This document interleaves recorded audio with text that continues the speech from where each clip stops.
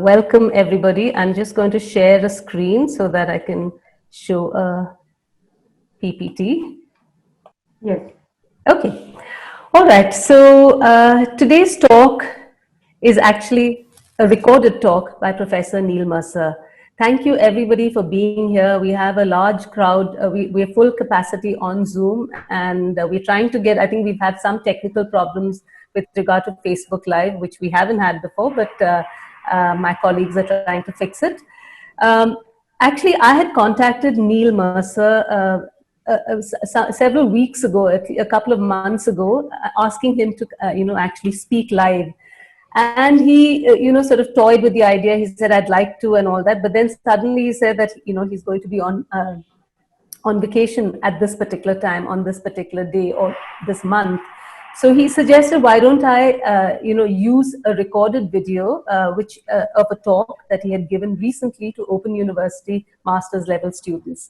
And he sent me this talk and said, in case there are any questions from the audience, I'm happy to, answer them separately. So in case you have questions and you want Professor Neil Mercer to answer them separately, we'd be happy for you to do that. Do share your questions, and then we will get a response. I will get a response from Professor Neil Mercer.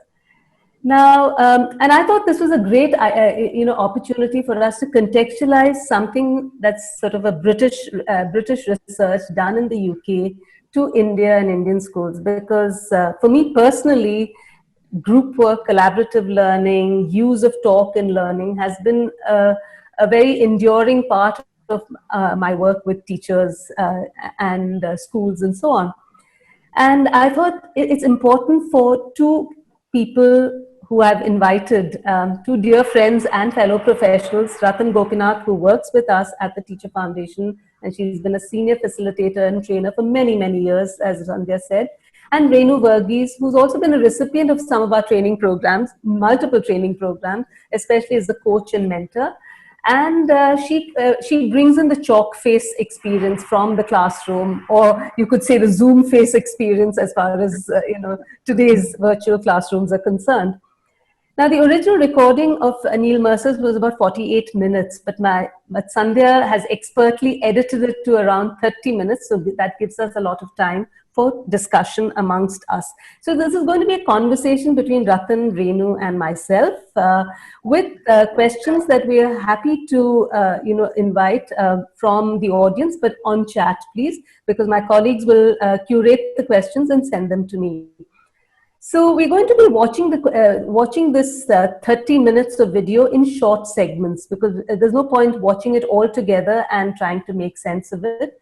So we're going to be looking at it in small segments of 2 minutes, 3 minutes, or even up to about 7 minutes. The longest clip is about 7 minutes. We had done a pre-webinar survey, and we had asked 4 or 5 questions, and about 108 people responded. When I looked at it last night, late last night, it was 104. But since this morning, it's about 108. But we've taken into account the data from 104. So I'd like to share with you that data first, and then we will actually start with the first clip. Because that data is relevant for what we're going to be discussing and what you're going to be hearing from Professor Neil Mercer.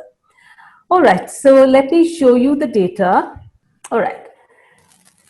So first of all, before I show you the data, what you understand by Oracy, could some of you just put down quickly? And I think my colleague Ratan or Sandhya would be able to read out. I can't see it when I'm on slideshow mode. Anything that's coming up on chat? Yes, Asha Sidhu says speaking skills. Speaking skills. Okay, thank you. Any others? Potato Oracy, Savita. Anupama says ability to express. Ability to express. Speaking fluently and grammatically. Okay, all right. Thanks. Thank you. Communication skills. Okay. By the way, please tell me in case there's any audio lag from my end. Ratan, I think there's a slight audio lag from your end. I don't know if it's me or everybody else. Just letting you all know. So let's look at the data. We asked 5 questions. I'm going to present 4 questions right now, and the 5th question I'm keeping it for a little later in the webinar. One of the first question we asked was, do you get students to use talk in class? And overwhelmingly, people have said yes. 73.1% of people have said yes. This is from 104 responses. In fact, when I looked at it today, at 108 responses, it was about 74%. So it wasn't very different, which is why I didn't change my data. It's a very minuscule percent who've said no, and about 26% of people have said sometimes. Let's look at the next one. When do you typically use student talk in class? Again, predominantly people have said during the lesson. 61.5% of people have said during the lesson.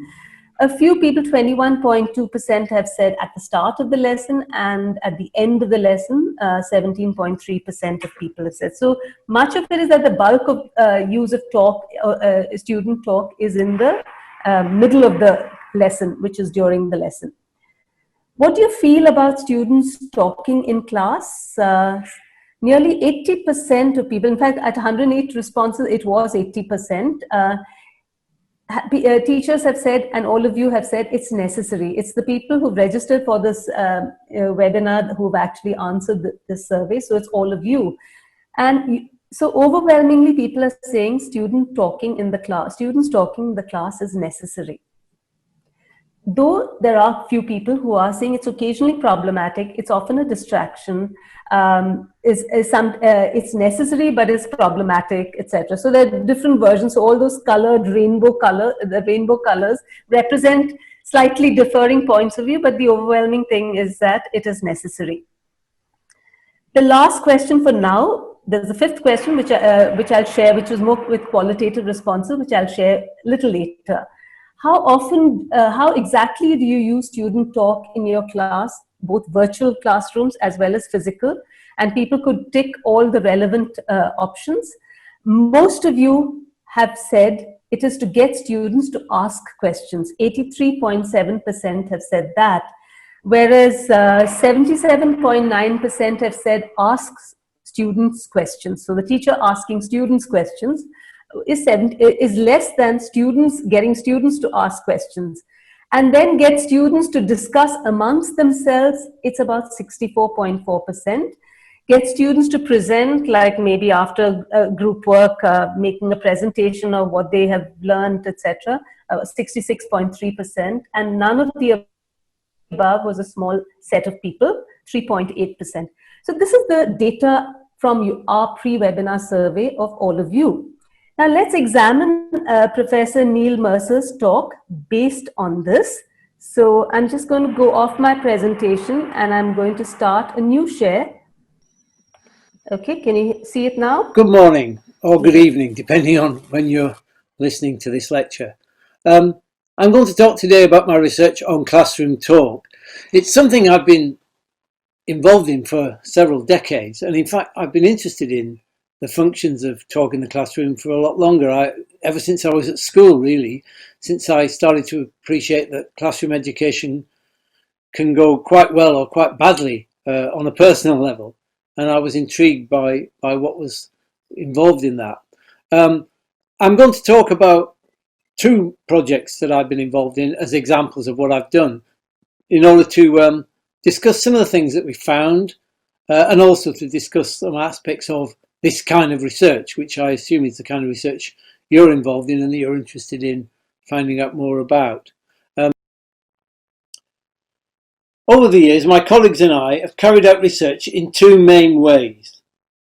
First of all, we've done some projects in which we've simply observed and analysed spoken interaction in the classroom to see if the ways talk is used relate to students' learning, to look for the patterns of that talk, and if possible, make some more general sense of the way talk is used in such settings.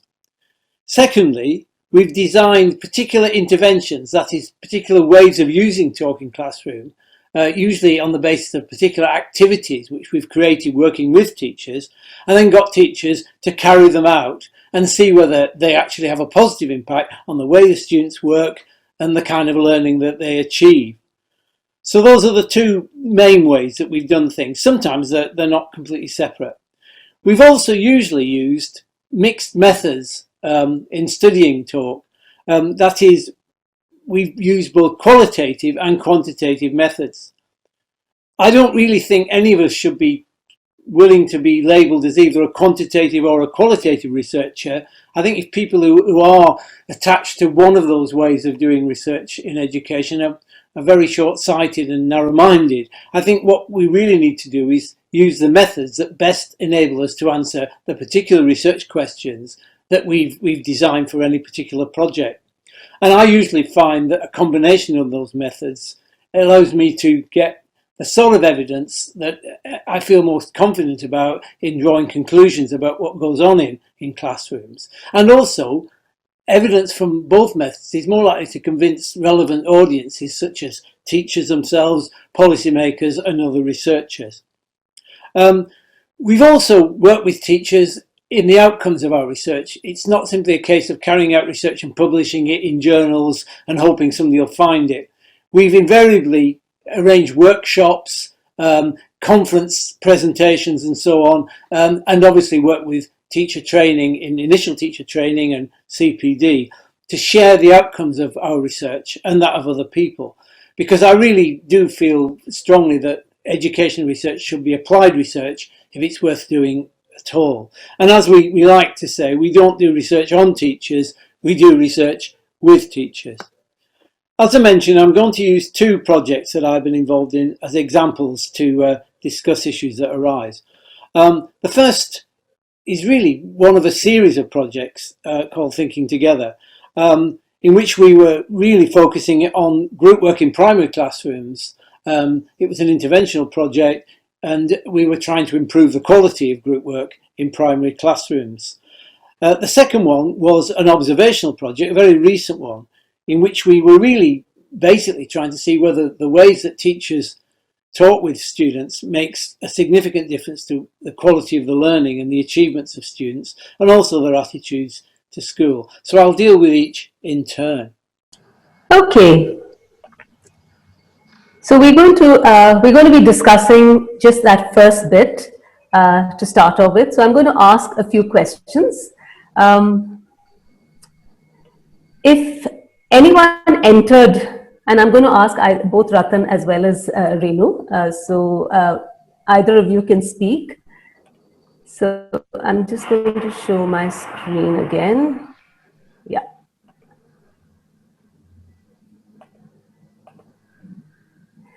So the first question I'd like to pose to both of you, Ratan and Renu, is that if anyone entered any classroom, virtual or physical, one of our classrooms, who would you be more likely to hear, the teacher or the students?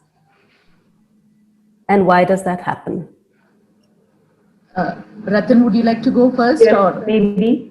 Because I have the good fortune of going into lots of schools and lots of classrooms. So Yes. I think nobody would dispute the fact that it's the teacher's voice we hear most of the time.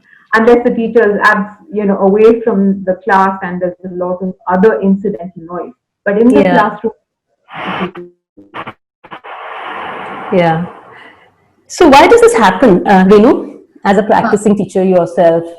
See, I would say, Maya, for a teacher to be heard less and the students to be heard more, the teacher needs to be very, very, very sure of her lesson design. She should know what exactly that outcome of that class should be. And then maybe guide the children in the type of, the conversation that should be going on. Yeah.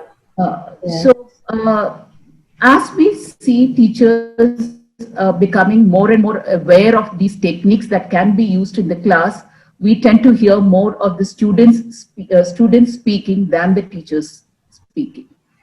Yeah. I have seen it. In fact, when I started teaching, I found it very difficult to let go of that, power over the students. I felt that was the best way to teach. But now learning to let go and allow children to speak. Yeah, that's right. Ratan, you want to add anything more? Because I've seen that even after our work with teachers, as Ratan said, we've had the privilege, and I say privilege because it's truly a privilege to be able to go to hundreds and hundreds of teachers' classrooms and watch what teachers do, because that gives us such great insight into how learning happens and how children engage in the learning process in our schools. And we realized that despite teachers having gone through ideas of collaborative learning, of student talk and discussion, very often it is easy for teachers to resort back to teacher talk and not necessarily encourage student talk. I think I'd like to add on to what Renu said. Yeah. For one thing, when a teacher does a traditional class, and I have to say I have been a practicing teacher and I'm guilty of quite a lot of it. It is an easy thing. You teach, you deliver a class, so to speak. I think that word it really captures what's happening. Yeah. And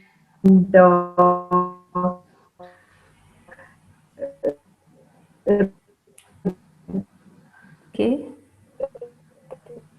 Is there an audio lag? A very defined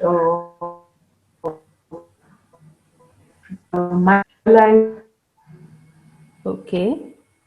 Ratan, is everybody able to hear Ratan clearly, or is it just me having the audio lag? No, I'm not able to hear it. Okay. If she can switch off a video off. Yeah, Ratan, maybe you can switch off your video. Yeah. Okay. So while we wait for Ratan to come back, Professor Mercer talks about two projects. One, which is an interventional project in maths and science to improve the quality of group work in primary classrooms. And he has this whole big approach called thinking together. And there's a lot of work being done in this whole idea of Oracy and thinking together. And they believe Oracy is as important, if not more important, than literacy. Literacy is being able to read and write, but Oracy is being able to express your thoughts and feelings and so on. So the first project was about how do you improve the quality of group work in primary classrooms. And the second is a far more recent project, just a 2-year-old project, which was focused, and a much larger project, which was focusing on observing how teachers talk to students and whether that improves the latter's learning outcomes. So let's watch the next clip, and then hopefully by then our audio, the audio between Ratan, Renu and me would have been sorted out. So I'm going to stop, I'm going to do a new share, and I'm going to be sharing the next clip. So the first project, thinking together in science and maths. The main research question was the one I wrote down there. We wanted to know if children could be taught by their teachers how to use talk more effectively when they're working together in a group, because, as I'll explain in a minute, other research had suggested they often didn't use talk as effectively as they might when they were put in that sort of group situation. We focused on science and maths partly because there was a lot of interest in children's study of those particular subjects at that time, but also because we thought the learning outcomes might be quite clear in those subjects, and it seemed a relevant focus, and children were often put in groups, especially in science, to do activities together. So what did we do? Well, on the basis of what was known from earlier research, our own and other people's, we designed a set of 12 lessons which were intended to develop children's skills in using talk to work together. And we recruited teachers and their classes from schools around the Open University in Milton Keynes to become involved in the project. Because it was an intervention project, we wanted to really see the effects of the intervention in a very clear way. So we divided those classes up into a set of intervention classes, those in which we carried out an experiment, if you like, and 7 which were the control classes, in which we simply asked teachers to carry on with the group work in the way they normally did. We recorded children's talk in groups. We always use groups of 3, mainly because research had suggested this is the best size of group for children to work with, especially in primary schools. And we focused on science and maths because we thought they were 2 subjects in which learning outcomes could probably be clearly defined. And also there was a lot of interest in children's study of those topics. We were able to get funding more easily. We focused on those particular topics. And so we recorded their talk initially before they'd been involved in the intervention in both sorts of classrooms. And then we recorded it after, in which one set the intervention. Children in the intervention classes had in fact been involved in specific activities to develop their use of talk. The teachers carried out these activities. We didn't become directly involved with the children. They were activities we got the teachers to do, and we trained the teachers in how we thought they should be carried out. And then, of course, what we did afterwards was compare how the children talked before and after, and we also looked at the learning outcomes for both intervention and control classes. As I mentioned a minute ago, we based the intervention activities on previous research. And some of that research is research I'd have been involved in myself. In a project called SLANT, which was also carried out when I was at the OU and involved the University of East Anglia as well, we actually simply observed how children worked together when they were working up computer-based tasks. Particularly what we found, as you can follow this up if you wish, was that we really saw 3 kinds of talk going on. First of all, we saw the kind of talk that gives group work a bad name, which is called disputational talk, in which children don't really think together or work together very well. They sometimes get cross with each other. They just say what they think and they just stick to their own points of view. As we say there, they often say, yes, it is. No, it's not. Well, you're stupid anyway, kind of thing. And the atmosphere is competitive rather cooperative. We saw quite a lot of that going on. Another kind of talk we saw was cumulative talk, in which it was much friendlier. People did interact in a more cooperative way in one sense, in that they gave their ideas and shared them, and they seemed to listen to each other. But they simply spoke what they thought and agreed with what other people said and then went on. There wasn't really any critical interaction in the group. They were accumulating knowledge together perhaps, but they weren't interrogating that knowledge or each other. They would repeat and elaborate each other's ideas, but they wouldn't evaluate them. There was no constructive argument. It was quite useful. It was much better than disputational talk, but it didn't really go far enough. It didn't really get to the essence of what people can do when they use talk to think critically together and reach solutions. The third talk, which we didn't see a lot of, we called exploratory talk, using Douglas Barnes's term here, in which everybody did engage critically and constructively with each other's ideas. Everybody would have some part in the group's deliberations. Everybody's ideas would be treated as worth consideration. Children would ask each other questions. They would ask for reasons and give them. So there was reasoning going on using the tool of language. Also, and importantly, they tried to reach an agreement. So they didn't just say, oh yeah, whatever you think. They tried to get to some deliberative conclusion. So the reasoning was visible in the talk. And this seemed to us the kind of talk that was most likely to achieve positive outcomes when children work together, because it was using this wonderful tool of human language to actually achieve something which only our species can do, which is put our brains together in a sort of mega brain and think collectively. That's why we're the dominant species, for better or worse, in the world. And at the time I'm recording these lectures, there are lots of teams of people trying to think of ways of counteracting or overcoming the coronavirus. And in fact, I've been reading about it, and often it is attributable to teams of people coming up with ideas from different backgrounds, being able to put them together and come up with some sort of solution. I've yet to wait and see whether this is successful or not at the point I'm recording this talk. So this is the kind of talk which, exploratory talk, is useful in any kind of teamwork, not just in classrooms. It's the kind of thing that really gets things done when people have to think and really pursue joint goals and try and reach useful conclusions and solutions together. I should say that, three kinds of talk, it's a fairly crude sort of distinction. And we have wondered at sometimes about whether there should be more fine-grained kind of differences. And not all talk neatly fits into any one of those boxes. You'll see some talk that's a bit cumulative, a bit exploratory, sometimes retreats into being disputational.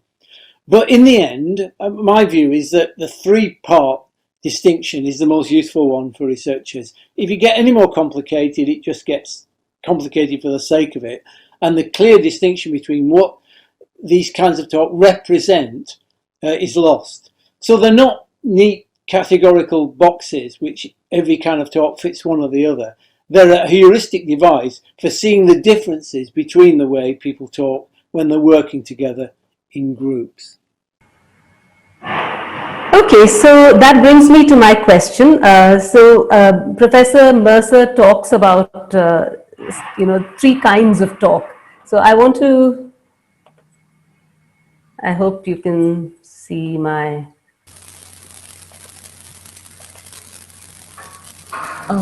Okay, can you see my screen? Yes, yes. Okay. The three types of talk. Yes, exactly. Thanks. So, Renu, I'll start with you first, and then I'll move to Ratan. What do you feel about these three types of talk that Neil Mercer mentions: disputational talk, cumulative talk, and exploratory talk? What sort of talk do you do we tend to see in our classrooms? See, Maya, it depends on the what shall I say, the constitution of the class. There are sometimes a group of students, they might be disputational. It depends on the personality of the class. A class could also be a very docile class, and we see a lot of cumulative talk. Yeah. But what I think we should be looking forward to is this exploratory class. For the disputational and the cumulative classes to become an exploratory class, I think the students need to model on their teacher. Yeah. I think that's a very important point to say, that the need for students to model their teacher, which means that the onus is on the teacher to encourage exploratory talk and how to do exploratory talk. Do you want to elaborate a little bit more on that? What I as a teacher generally do is, when a question is asked and the correct answer is given, you try to find out from the student why the student has come to that answer. What is it that made the child get to that answer? Or is there any reason? What is the reason for that particular answer? And that might lead to a conversation with other students also. Might. Always. Yeah. So therein we can see where the class is going. It's a sort of assessment of your teaching also at that point in time. Whether you have put across what you want to put across as clearly as was possible. Yeah. So Okay. Really builds the class up. Yeah. I like what you said. Exploratory talk builds the class up. Ratan, over to you. What do you feel? What are your views on this? Actually, Maya, I feel that it also shows you these three different types of talk that Neil Mercer has identified. It shows you where the group is in terms of collaborative. And I think you tend to see a disputational talk quite a lot initially. Initially, where it's very difficult, even as adults, to find that. It's difficult for people to work together, and I think that's where you see a lot of disputational talk. So in a sense, I think all these happen, and sometimes all three, perhaps even with an evolved group, So I feel that for somebody who's watching, observing for the purpose of research, it's important to make a difference between these, get examples of the three different kinds of talk. Cumulative talk, I think, would just be on task and basic and getting to the point very quickly. Whereas exploration would really be building up on an idea, asking each other, co-constructing. So I think exploratory talk, of course, is the most desirable, but it takes Yeah. essentially building skills for that. Yeah, it does take time, and a lot of times because disputational talk sort of overtakes the initial, initial trials of collaborative learning in the classroom or using student discussion in the classroom. Teachers get very nervous about it and then say it's too much of a headache. Let me just get on with it. Let me just get on with it and explain what has to be done or what has to be learned. But there is a process. Yeah, it's very easy to give in and then, go on to the easier way out. Yeah, exactly. Okay, thank you.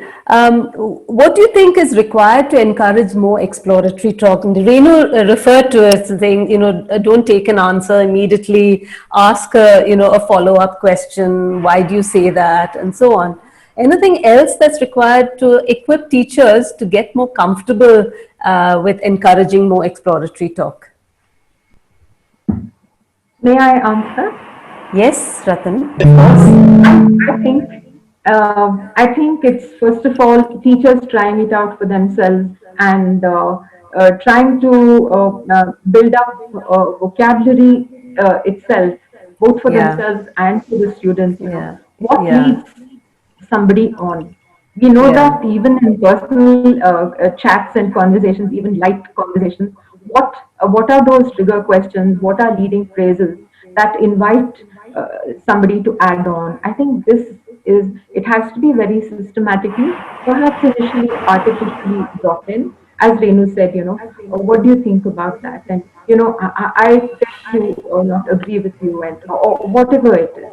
But I think basically it's having the command of just basic vocabulary and knowing what gives you what, how it helps you to invite people to join you in exploration. Yeah.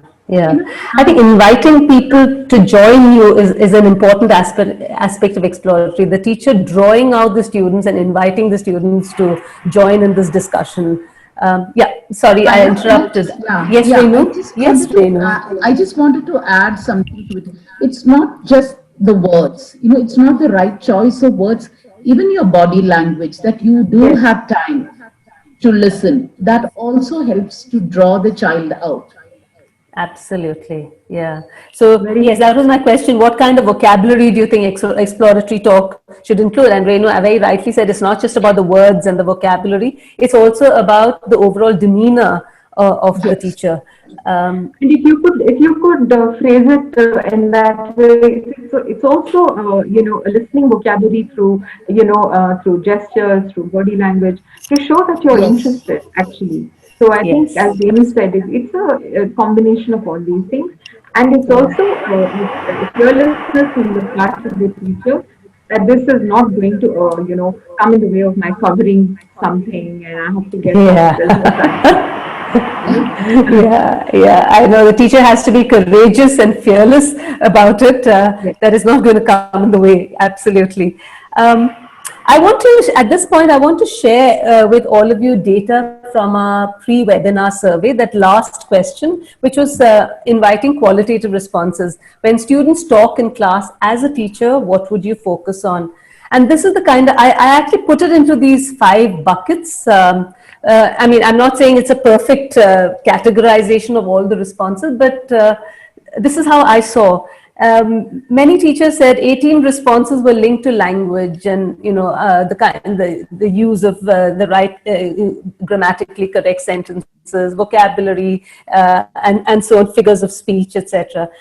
Connected with the topic and the concept that they were learning and thinking, etc. There were 38 responses, which was the maximum. In terms of building students' confidence to speak in the presence of other peers, etc., and various other sort of related responses, there were 31. And then engaging with peers in terms of interacting with peers, there were only 5 responses, which was interesting. And then for classroom management strategies, so that you can get things done faster, do it without too much noise, it has to be done in a disciplined way and so on, there were 25 responses. So this was the spread of responses in terms of when students talk in class, what teachers typically focus on. If I were to dive a little deeper, these were some of the kinds of responses that actually came, which I had categorized into these 5 categories. They said that they talk softly and do not disturb other classes, which I would put under classroom management. Ensure they stay on track and maintain discipline. I would put this again also in classroom management. The discussion is topic oriented and relevant. This would be on concept, content and thinking. All get a chance to talk and express their views. That would be about building confidence. Ensure that they stay on track and maintain discipline. This is again connected with classroom management. Their confidence, expression, body language, and interest and involvement, which would be linked to again their overall building confidence. And do their peers understand what they're talking about? I would put under peer interaction. So these were the sort of responses that came, which we categorized under those 5 categories. And lastly, they don't deviate from the topic. Again, that is more like a classroom management thing, that I need to get this done within a certain time, so they shouldn't deviate from the topic. So we're still on this project one. This is the last set of questions I want to ask. So Neil, Professor Mercer talks about thinking collectively in the classroom. And I want Ratan, you and Renu to think about that. What would be the challenges of that for our schools and teachers?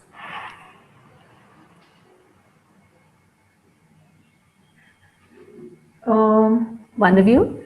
Yes. Yeah. Yeah, this whole idea of thinking collectively in the classroom, what would be the challenges? So maybe I'll take that question. So if sure. I understand from his talk and something that I was reading about Professor Mercer's views, it's basically working together, sharing ideas, and but very quickly you're not really exploring it. You're trying to be on task as far as possible. I think the challenge would really be the challenge would be teachers would always ask, how often do we get children to think collectively? That would be one thing. And then how long is it going to take? And the real challenge would be, can children really do this without preparation? As a teacher, I would definitely be concerned about this. And again, would you deviate? Would you deviate a lot? So collective thinking, I think would pose. These are the kind of things our schools, particularly our teachers, would be worrying about. Ratan, would you like to add? Yes, I would like to. This collective thinking is something that really would support a student in his or her learning, because not everybody thinks in the same manner. So what happens is this collective thinking gives you a scaffolding for some of them to get to where that they should be getting at. And there are some children who might reach a particular stage and stagnate there.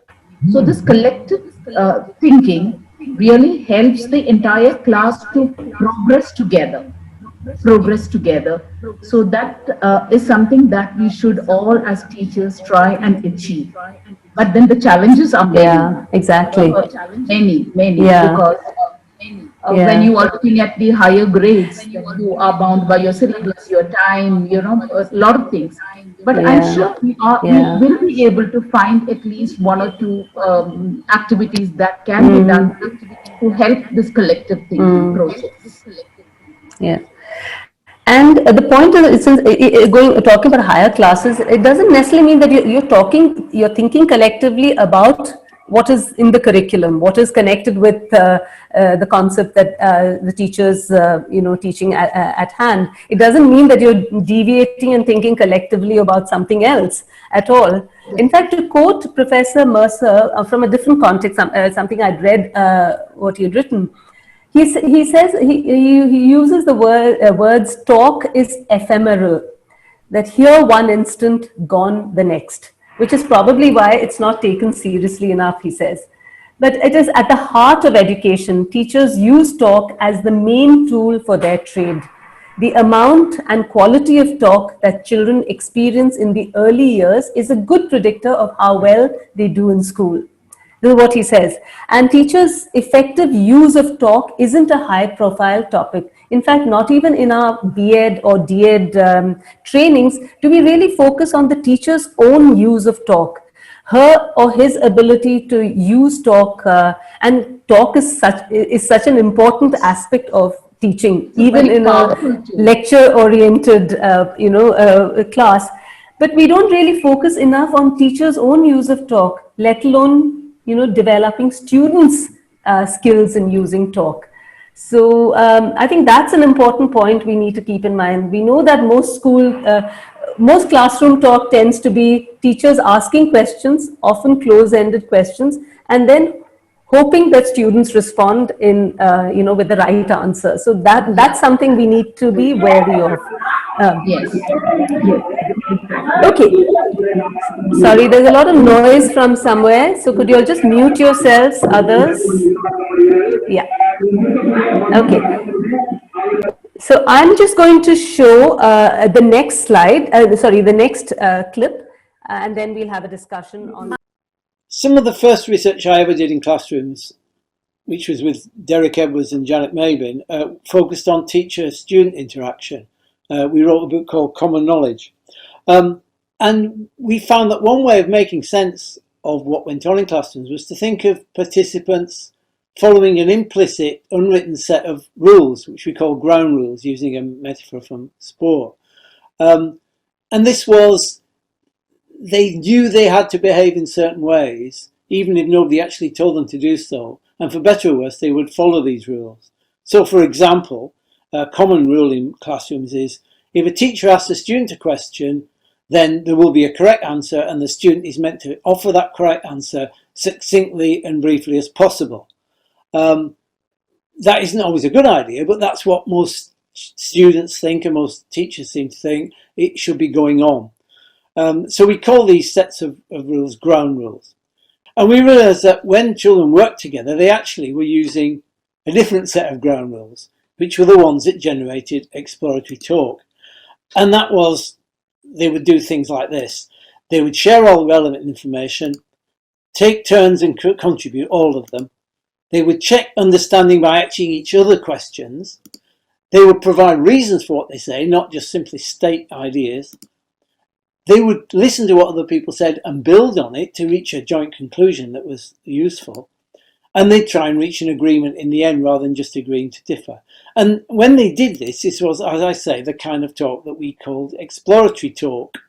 And what we wanted teachers to do in the intervention was get the children to follow these kind of ground rules.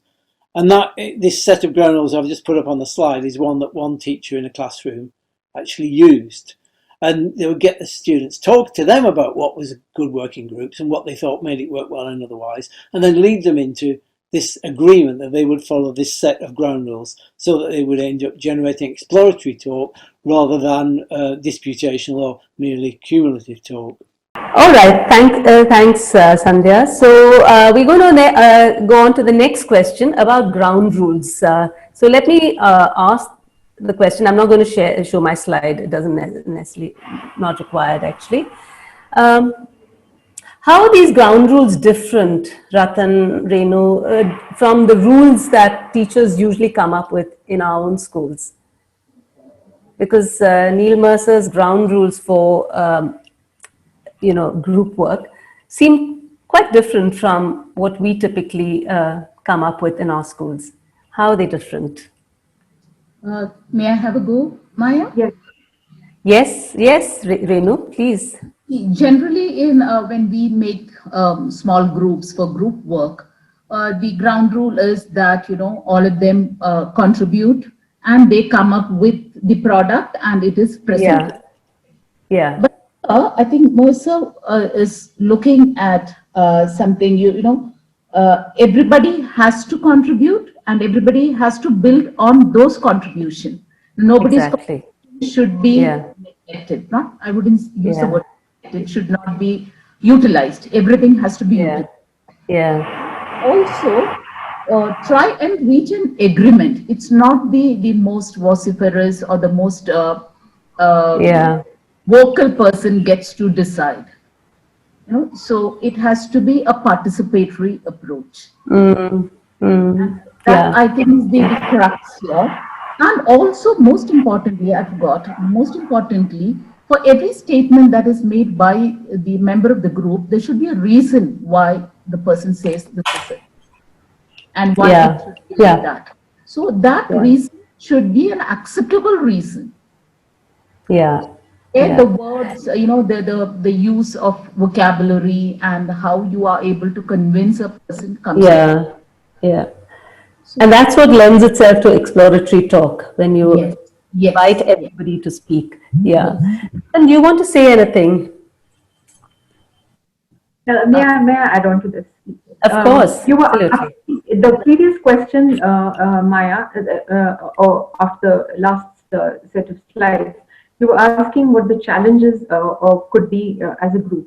Well, Yeah. one was, as I said, I think collective talk is a little less focused. Actually, it speaks mainly from experience, but I think there is a great deal of structure of a protocol, if you were to call it that, in using exploratory talk in the class. And I think children, Mm. as Renu outlined some of these, I was just looking at some of the documents that this wonderful project has come up with. And it's a set of rules, in fact, seeing how they function within the group. Did Yeah. anyone Yeah. shout in front of you? Did Yeah. did I help somebody to add on? Did I ask a question so that somebody could add on? So I think it's honestly it's the germination and growth of an idea. And I think that's the important part, which is why the normal ground rules that we traditionally see in any class that we go into, it's things like I won't litter the class, I'll be punctual and time, typically these are the kind of ground rules which are excellent rules, of course. But I think these are rules specific to a group exploring, Yeah. discovering, and Yeah. most important, doing it through talk. So Yeah. I think for I, even us I think adults, that's that. these are great rules to follow. Yeah, I think that's an important point. Sorry, Renu, I'll just take a minute. I think that's an important point you made because I think sometimes teachers are not able to distinguish between what are routines in terms of, that you will come to school on time and you will not litter in the class, you will keep your space neat and tidy, versus ground rules for actually working together and this collective thinking together and so on. Renu, you want to say What something? I wanted to say was, Ratan really hit the nail on the head when she said germination and growth of an idea. When you do Yeah. this exploratory talk, it is the germination and growth of an idea. That I think is the Yeah, crux of exploratory. that's correct. Yeah. And I think the whole idea is this whole use of language, the use of spoken language as a means of thinking together, as well as thinking alone. I think using language to reason out together. I think these are important aspects. And these aren't things that children just pick up through the 10, 12, 14 years of schooling. They need to be taught explicitly in the same way as we have to teach mathematics or teach science or teach certain concepts, teach aspects of cooking and so on if need be. This is an important life skill to learn to be able to talk and argue effectively. Let's watch the next clip of the talk, which shows a couple of classroom transcripts. And I'm going to ask Sandhya to show the clip. We can see how a teacher guides children into using exploratory talk from transcript 1. This was recorded in March when they'd begun the intervention at the very beginning of that term, so they'd already got to establish the ground rules. She got them, had the discussion with them about what makes talk good in groups and what makes it difficult.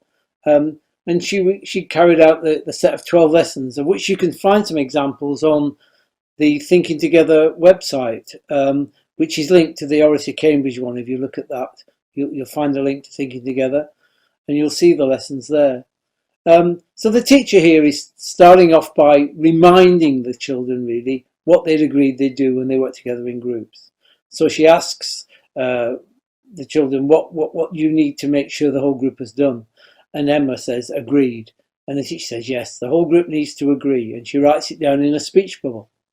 Then she goes on to ask what other things they might hear each other saying during the lesson. A boy says, what do you think? She says, yes, what do you think? Anything else you might hear people say? Ask Kay. Kay says, what's your idea? Brilliant, she likes that. What's your idea? Oh, Sydney, why do you think that? Excellent, well done. Well, you can see that's a very straightforward and rather sort of traditional exchange between teachers and students, in which the teacher clearly knows what she wants to hear from them, and she provides feedback on their answers. It's an IRF pattern, isn't it?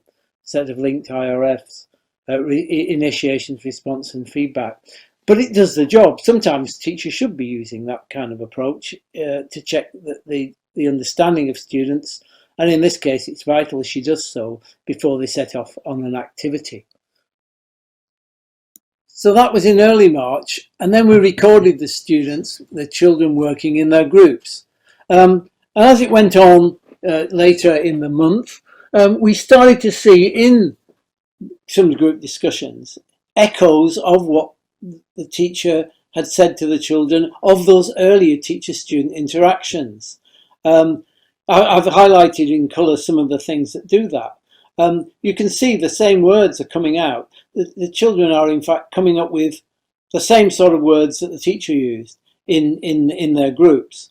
It might look a bit kind of obvious and as if they're simply parroting what the teacher said, but I think this is part of the learning process where they take these words from the teacher. As Bakhtin says, we take words from other people's mouths, and they're using them functionally to work together in the group. As they went on, it starts to become less obvious that they're simply taking the actual words of the teacher and more using the same intentions as the teacher to achieve the same sort of interactions and thinking together in the group.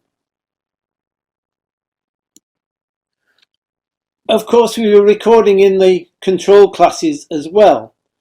And what we found in the control classes would typically in the group work was what we'd found in that earlier slant research where we defined the three kinds of talk. We found quite a lot of disputational talk going on and very little exploratory talk. Here's an example, transcript 3, when some students were working on a science activity to do with sound insulation. And you can see there's Hannah, Daryl and Deborah here. They are interacting, they're all speaking, but it's not particularly co-constructive. They're not really thinking together. They're not, as as I've put it elsewhere, they're not interthinking. Daryl really just gets a bit cross with Hannah, and Hannah simply says, "Oh, it's better when Stephanie's in our group." And they shout at each other a bit. Right, try it. Try what? That? Try glass? Yeah. And it doesn't really go anywhere. You get the feel of it when you hear the actual recording much more. And that unfortunately was often the case in the control classes. We were recording as time went on in the intervention classes too, of course. And we started to see in those classes more children using the kind of talk we would call exploratory. In other words, they were following the ground rules, even if those ground rules were less apparent in what they said. They became, if you like, more implicit, and they weren't necessarily echoing the words the teacher would use when they were discussing how they would work together. And so you can see here in transcript 4, you've got Ross, Alana and Dijek working on a science activity, this time looking at the ways that different materials act for light insulation. And they have to plan to test different types of paper in this case, as Ross explains in his first statement there. And you can see that Eleanor straight away asks Dijek what he thought. She asks for his views. And he gives an answer. And he uses the word because, at least 10, because tissue paper is thin.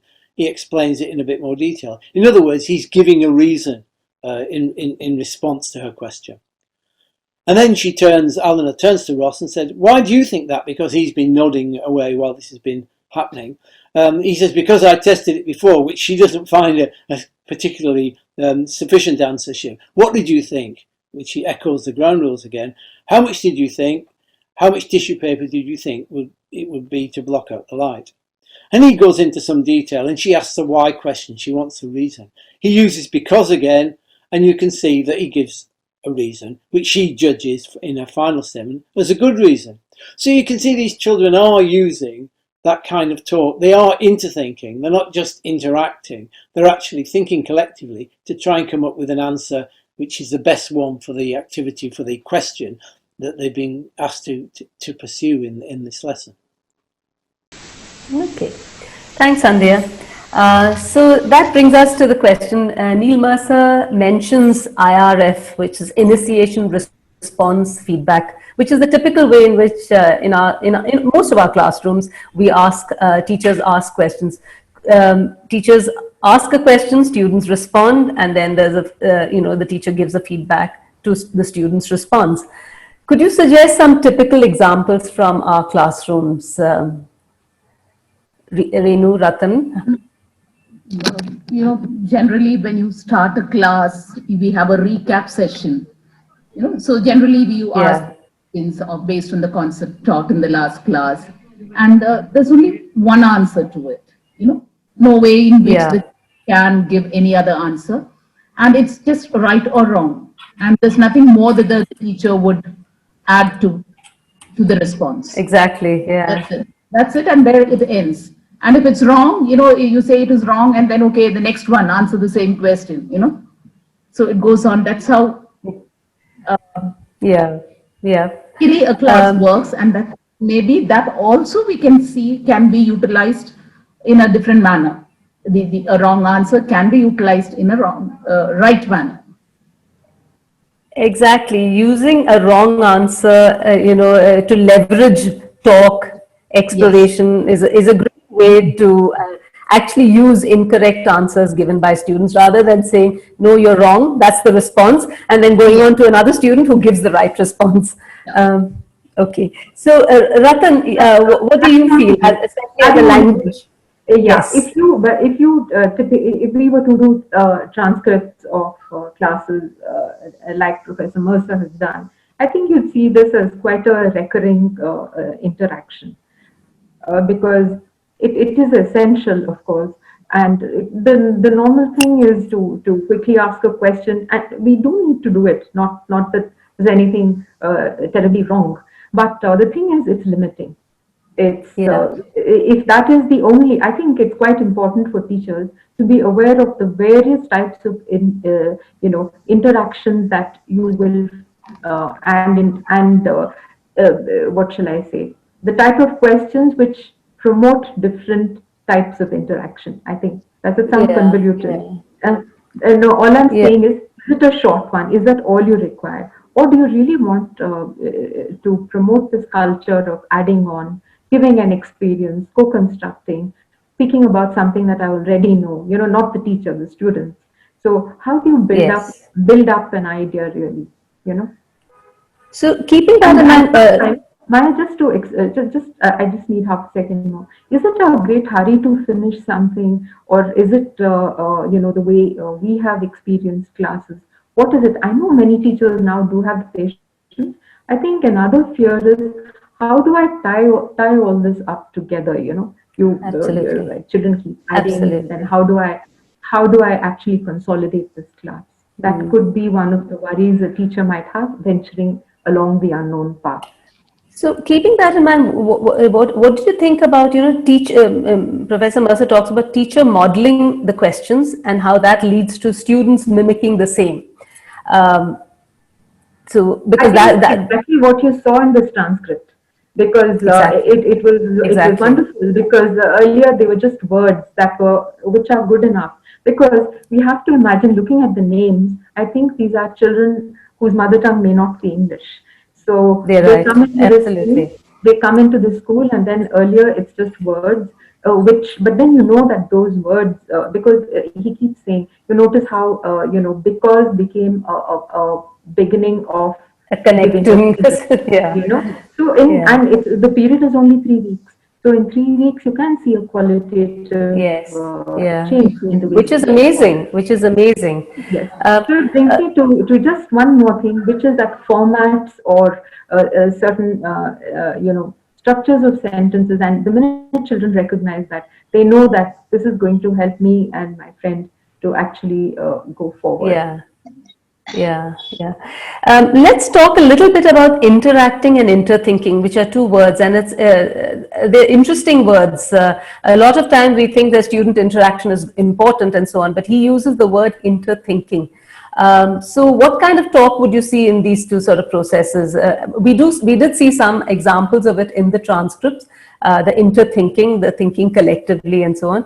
But a lot of times we tend to focus on interactions, and I think we need to now sort of shift to examining interthinking as a process in our classrooms. I think this interaction we should start with interactions, and then slowly move it forward to interthink. That's right. Interactions are very important. That's a starting point. You and make sure that the children are comfortable with each other, and then they have the required vocabulary also. So that with the required vocabulary, then we can just move forward to interthinking.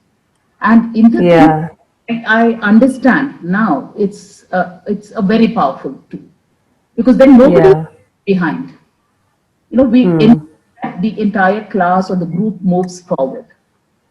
Exactly. Okay. That, I think, is the biggest takeaway from Mercer's experiment here. Okay, thanks. Sandhya, over to you. Just one last thing to add in.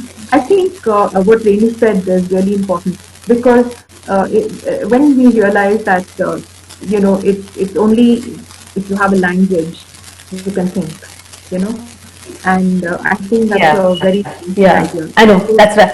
That's an important aspect, and it could be whatever language you're thinking, but it is only with language that you can think. So if you're teaching a Kannada class or a Hindi class, you have to use language to think in that language. Similarly, most of the schools represented in this amongst the audience that we have here, maybe are English medium schools, then they have to have the skills to think in English. Yeah, I'm so sorry, because I just really want to contribute here, because there is this one child in my present class, she always has doubts, but I find that when she puts her doubts into words, when she voices her doubts, she immediately says, yes, okay, this is it, I understand. So that, the stringing together of the thoughts as words, make it very clear in her mind. Yeah, exactly. Using words to translate thoughts, and that thought will lead you to not maybe answers. Absolutely. I can even see it in as a teacher, as a young teacher in my 20s, when I had to teach the DNA structure. The fact that I had to explain it to a group of students, to a class, I had to learn it far better than when I was taught when I was in college. So the moment you hear yourself talk and think and speak, that's when things are much clearer for you. And it works for adults as much as for children. Sandhya, over to you. So important. Absolutely. Sandhya, over to you. I mentioned earlier that in the Thinking Together research we used mixed methods. And one of the ways we did that was to use the results of examinations that children have been involved in to see whether the teachers who used that kind of approach, or used our intervention, actually achieved better learning outcomes for their students. And I've put up one slide here, which is the one that we put together for the SATS results, SATS science results in the intervention and control classes. And you can see there that we did find that after the intervention, the target classes, that is the intervention classes, actually had made much better improvements in their SAT science question answers, in their scores, than the control classes. So this was the kind of thing we hope to be able to use to convince policymakers as well as teachers that devoting some specific attention to improving the quality of children's talk in groups actually paid off in terms of conventional educational outcomes. Overall then, in this research, and this applies to the several projects which were associated with the Thinking Together intervention, as well as this one, we did find that children in the intervention classes used more talk which had the features that we associate with exploratory talk, the kind of interthinking talk, the way that people use talk effectively to get things done, learn together, solve problems and so on. We also found that the children in the intervention classes pursued the group activities more collaboratively and in more depth. You could see that from the quality of their discussions when we analysed those discussions qualitatively in the way I've described earlier. And they also became better at solving problems together. In other words, they were more effective at thinking together on a common problem and seeking a solution for it that they all would agree to in the end. So this is quite important in itself, because it suggested to us that people can learn to be better at working together in teams. They can learn how to use talk more effectively to get teamwork done and to pursue their common goals. And this is obviously an important aspect of human life, as well as working in a primary classroom. We all want to be able to work together effectively to solve problems, as the current coronavirus situation illustrates as well as anything. And yet there is an assumption often that either that people just know how to work together in a team or a group, or that some people are just naturally good at it and other people aren't very good at all, and that's life. I think what we showed here is that certainly people can get better, and certainly that it can be taught. You can learn how to do it. And I don't think we can expect children to learn these kind of skills naturally outside school. For some children, hearing and taking part in a reasoned discussion may be a very, very rare occurrence for them in their ordinary lives outside the classroom. So they don't get experience and training even in how to do it here in the classroom, then they're probably not going to get it at all. And that could make a big difference not only to their lives, but to those of the people that they're working with and the people they're living with. So this was pretty important as a finding, which we've backed up and other people have backed up in other ways since. But also, this was an interesting finding, we found that the students became better at solving problems alone. And that's what the SATs results I just showed you illustrate. They didn't only get better at finding the right outcomes to science and maths activities when they're working in a group. They internalised that way of working, if you like, to become better at solving problems alone. And this really supports a Vygotskian perspective on the development of intelligence and of thinking, which is that children, first of all, learn to think, as he put it, on the social plane, collectively, by being involved in collective thinking, and then they internalise that. And if you think about it, what an educated person should be able to do is have a reasoned discussion on their own, in their own head. On the one hand this, on the other hand that. Have I thought of everything? What might somebody say to me who wasn't convinced by this? And so this is what really should be happening in schools and in classrooms. And it's one of the ways that we see that talk is important, not only for communicating with other people, but it becomes a tool for thinking on one's own. It structures thought. As Vygotsky again said, once a child acquires language, their thinking is transformed forever. So this was another interesting finding. And as I say, we could support that by showing that they got better scores in the national SATs tests. The classes actually got better scores in the formal tests at the end of the year if they've been in the intervention group of classes. So this is the sort of thing we wanted to be able to find out. Okay, thank you. So I love that last bit where he quotes Vygotsky and says that once a child acquires language, his thinking is, changed and transformed forever. So I want to have a quick question because I know we're running out of time and we have two other short clips to show, which we will show together. So Sandhya, just to prep you up on that, we'll show the last two video clips together. But Ratan, Renu, I want you to talk about this whole thing of talk for communicating versus talk for thinking. What are your thoughts about this? Because a lot of time we think that we use talk to communicate. Hello, how are you? This is my answer to the question that you've posed me, and so on. That's communicating, whereas talk for thinking, which is sort of relevant to related to the earlier film clip that we also saw. Yeah, either of you can go ahead first. As Renu pointed out, I think that that one actually leads to the other. The talk for communicating, of course, you have to build up friendships, you have to socialize, you have to enjoy each other's company. I mean, I'm just in a very superficial kind of way, but we notice, and many thinking teachers have told us this, that really speaking, you have to prepare for working collaboratively, working for groups, working in groups. And it's not just about the language, it's building up that feeling of wanting to work together. So, so I do think that it's just that you need to be a little aware, teachers need to be aware of these two different types of talk. Yeah, it also highlights the central role of language. And it's not just about language being taught by the language teacher. Whether it's an English language teacher or a Hindi language teacher or a Kannada teacher and so on, Kannada language teacher. It's about using language purposefully and deliberately in all our teaching, in all subjects. So it sort of highlights that also to a large extent. And we know that these are, just going back to even as an English teacher's perspective, that these are two different types of language teaching. One is, learning. It's like, for example, how people have scripts. Who are these,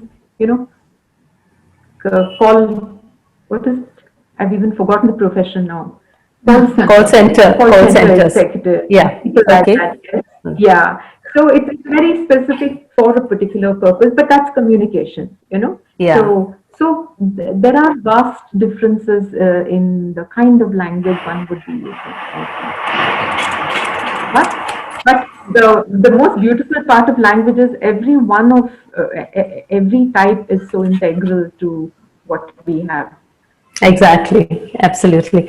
In fact, I've been training for the past 20 plus years, teachers, training and supporting teachers in more learner and learning centered approaches of teaching and using talk. And I've always believed that the language is important both as an instrument of learning and thinking, as well as an instrument of social and emotional development. Ratan, you talked about friendships and so on. So, and that's why at TTF we use so much of that through our collaborative learning workshops as well as quality circle time QCT workshops, because both are essential and both of them focus so much on use of talk for thinking, learning, as well as social and emotional development. Renu, I cut you short, I'm sorry, but you wanted to add something before we go to the last two clips. Yeah. It's just that in today's world, when we are on learning, in isolation, this collaborative interthinking is very important. Because in separate bubbles. So when we to work together deliberately, that's right. Absolutely. Exactly. Yeah. Working together deliberately. Sandhya, could we see the last two clips together? Yeah. To now talk about the second project I thought I'd focus on today, which was a large-scale observational study of talk in primary classrooms. It was carried out on the basis of a grant from the ESRC, which Christine Howe, Sarah Hennessy and I gained, and it involved Maria Varghese and Lisa Whitley, as it says on the slide. Our main research question was really to ask, does the quality of classroom talk really make a difference for how and what the students learn? So what did we do? Well, as it says on the slide, we have essentially tried to recruit 80 Year 6 teachers in schools that weren't too far away from Cambridge, and which represented a range of different kinds of intake, different kind of social background of students and so on, different kinds of location. In the end, we managed to get 72 Year 6 teachers to join our project. And then we recorded 2 ordinary lessons in their classrooms. So this was, as I mentioned earlier, essentially an observational project. We made no intervention. We just wanted to see what was going on in those classrooms regarding talk. We in fact recorded 3 lessons in several of the classrooms, but then we discovered that you really were getting a good sample from 2. So that saved time without sacrificing the quality of the data. And the teachers will be covering the normal subjects, and they all covered at least 2, maths, science and English. So you can see from the next slide the kinds of things we were focusing on. And we were looking at the level of a turn, that is, you know, one person taking over from another person in the classroom. Looking at teachers, focusing essentially on what teachers did, but obviously recording what the students did and taking that into account as in terms of what happened as a result of what the teachers said. And so you'll see some examples there of the kind of codes with obvious links to earlier research about the importance of giving children a chance to elaborate their ideas, getting them to give reasons for what they think, as I mentioned in the earlier project, the Thinking Together project, and whether they were seeking agreement, whether they were questioning ideas, and this was both the teachers and the students whose remarks were coded in this way. And in that way we ended up with an analysis of this very large scale project's data. It makes it sound very simple. It wasn't very simple. You've got to go through lots of measures, obviously, of whether your coding is reliable and valid, and that takes some time, and it doesn't come out all that easily at first, as you perhaps know if you've been involved in that kind of research yourself. But this is essentially what we did. We counted how many of these different things were happening in the different classrooms, and then we saw whether, if more of these things happened, was that associated with students doing better or having more positive attitudes to school and so on. Essentially, these are the scores we used from SATs, and we also used a test of attitude called PASS, which you can find out about quite easily. It's a questionnaire based test which looks at children's attitudes to school and themselves as learners. So we were able to get this for all the classes, nearly all the classes involved. We got usable data, as you can see there. I'm going to now talk about the second project I thought I'd... Okay then, what did we find? No. Well, for many of the... Shall I start the next? Yes, please. Kinds of talk we coded. Okay then, what did we find? Well, for many of the kinds of talk we coded, we couldn't find a clear relationship between the frequency with which they happened in the classroom and the learning outcomes for the children. That wasn't perhaps so surprising. You would expect that to some extent in this kind of research. But we did get some positive results. We found that children improved significantly more in maths and English when teachers did certain things. First of all, they achieved high levels of participation in discussions. In other words, they got lots of children to join in. They didn't just ask the usual suspects who can be relied upon to provide the right answers to the class, or bring in other children to get them to attend or whatever. They got lots of children to contribute to real discussions. Secondly, they encouraged children to elaborate their ideas. In other words, they weren't just content if a child said something that wasn't quite clear. They got them to expand on it, to make their thoughts public, and so the teacher really heard what the child thought, and so did the child. And thirdly, they encouraged the questioning of ideas, what we call querying in the codes. They got children to wonder about whether certain things were right or wrong. And that included, interestingly, getting them to wonder about what other children had said in discussions, and get them to think critically about what was said, and in that way to think more critically about the knowledge they were acquiring. So these things were all things that previous research had suggested might well be important for learning in classrooms.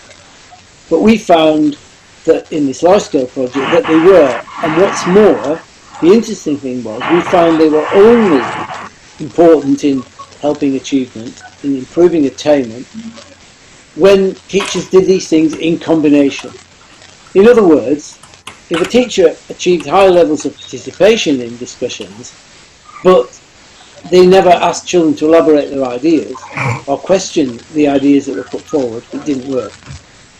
If they got children to elaborate, but only a few, it didn't work. It had to be a combination. And so this suggests that those things are really indicators beyond their particular nature as coded forms of talk. They're really indicating that a teacher has a certain talk climate in their classroom which helps learning. They indicate that the teacher is really carrying out a dialogic form of education. And we also found that a high frequency of elaboration in discussions was also related to positive attitudes amongst children in the school. So this was pretty good as things went. It means for the first time we got a large-scale support, a large-scale project supporting the use of dialogic teaching. And it's worth saying that there aren't any similar large-scale projects which support the non-use of dialogic teaching of a more traditional kind of setup in the classroom where the teacher doesn't really try and find out what the children think, and it's much more a straightforward question, answer and instruction kind of approach. And so this is pretty important because it provides evidence of this kind for the first time ever, really. And it means that teachers can be encouraged to be dialogic. It's probably worth saying that by this we don't mean that teachers should never provide direct instruction. We're not suggesting that at all, or that they should never ask closed questions and use IRF type interrogations to see what children really know. It's all about balance, and any people who try and kind of pit dialogic teaching against traditional teaching are really creating a false dichotomy which doesn't really count. But what this result did was show excuse me, show that dialogic teaching really has got empirical support. Thank you. Thanks, Sandhya. I'm just going to share my screen, and we've just got very little time, so we're going to do a very quick summing up. So just in one line, I'm going to ask both Ratan and Renu to comment on. So how do you think we can actually foster a talk climate in our classrooms? Very quickly, because we need to end our webinar. Shall I go? I think, yes. Yes. I think we have to recognize that Oracy skills have to be taught just like other cognitive skills in the classroom. It can transform students' thinking, and that's the most critical aspect of this. There's enough material, so it's all out there, so much of research, and I think we can make research part of how we teach as well regarding absolutely. And also, what's the role of the school leaders to create this talk climate and dialogic culture in schools? Renu, you want to say anything? Thank you, Ratan. Yes, thank you. See, Maya, to create this talk culture, I think the teacher first should be open to questions and also not be very judgmental.